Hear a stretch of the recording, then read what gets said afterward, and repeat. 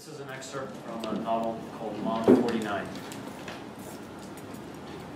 Jason jumped up and put his hand on his hip. He looked as if he were about to stomp his foot. "I want to play a game," he said, furrowing his brow. "What kind of game?" said Anna, standing up. She loomed over him in a way that made her feel uncomfortable, and immediately she crouched down so she could look at him face to face. "Knights and Dragons," said Jason. "Well, how do you play the game?" said Anna. "Well, there's a dragon, and he kidnaps a maiden and keeps her in his cave. He has 7 heads, and each day of the week a different head guards the maiden.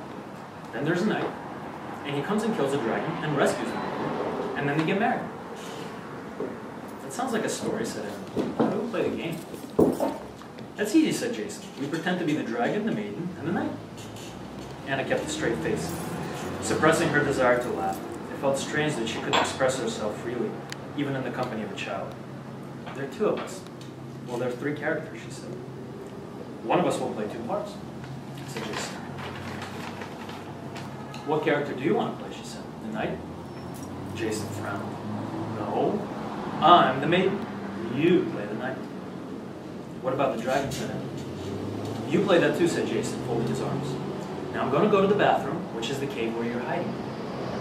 He walked into the bathroom, turned on the light, lowered the toilet lid, and sat down. "Can you fight the dragon in front of the door so I can see?" Anna looked at him sitting on the toilet, his feet dangling a few inches above the ground. So this is what she had to do, play a dragon and a knight to be part of this boys' world. She let out a sigh. Jason frowned, no doubt suspecting her lack of enthusiasm. "That was a fire-breathing sigh," she said. "Did you see it?"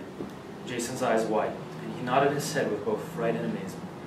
With her arms spread out and her back hunched, Anna swayed from one foot to another as she moved to the door in the way she imagined 7-headed dragons must have sauntered about their lair.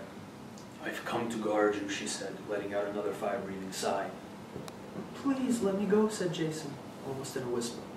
The tenderness of his voice made Anna shudder. She straightened her back with a jerk, and had to stop herself from running up and embracing Jason, unsure where the sudden surge of tender feeling originated. Immediately, her back was hunched again, more grotesquely than before, and the gesture meant to both banish any tender feeling in her chest and frighten the little boy into fits of shivering. "I will never let you go," she said, until you love me." "I will never love you," said Jason. "But if you put your head down on my knees, I will pet it." Again, Anna straightened her back. "That's an interesting maiden you're playing," she said. Jason shook his head as if shaking the character of the maiden from his body. "What's so interesting about her?" "Why will the maiden pet the dragon if she doesn't love him?" "She has to eat, doesn't she?" said Jason. "The dragon doesn't feed her unless she pets one of his heads. Then he broils her a chicken with his breath. It's pretty cool, you know, one of those big rotisserie chickens with brown skin. Have you ever had one? They're really good." "Yes, I've had rotisserie chicken before," said Anna. "See," said Jason. "Wouldn't you pet a dragon for a rotisserie chicken?" "I don't know," said Anna. "I've never thought about it." She lowered her arms, dismantling the last visible attribute of the dragon pose, and stood with tilted head looking at Jason. "Are we still playing?" he finally said. Anna shook herself. Yes, we're still playing." "And where's the knight?" he said. "He needs to come and rescue me." Anna raised her nose into the air and sniffed.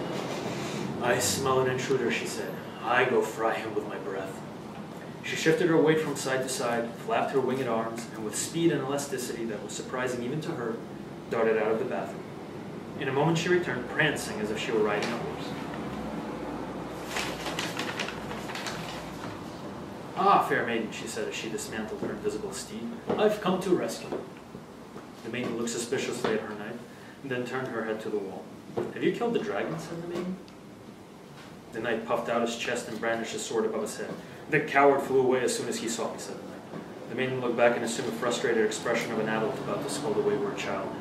"He's a much braver dragon than that. He has 7 heads while the knight only has 1. The knight is more likely to run away, not the dragon." "I know," said Anna. "The knight is pretending to be braver than he actually is. He's being boastful to impress the maiden. He'll fight the dragon when the dragon returns." Jason frowned, then jumped from the toilet and walked out of the bathroom. "What happened?" said Anna, following him as he approached the bed. "I don't see the point of being rescued by a knight who is as much a liar as the dragon," he said. He climbed into bed and covered his head with a blanket.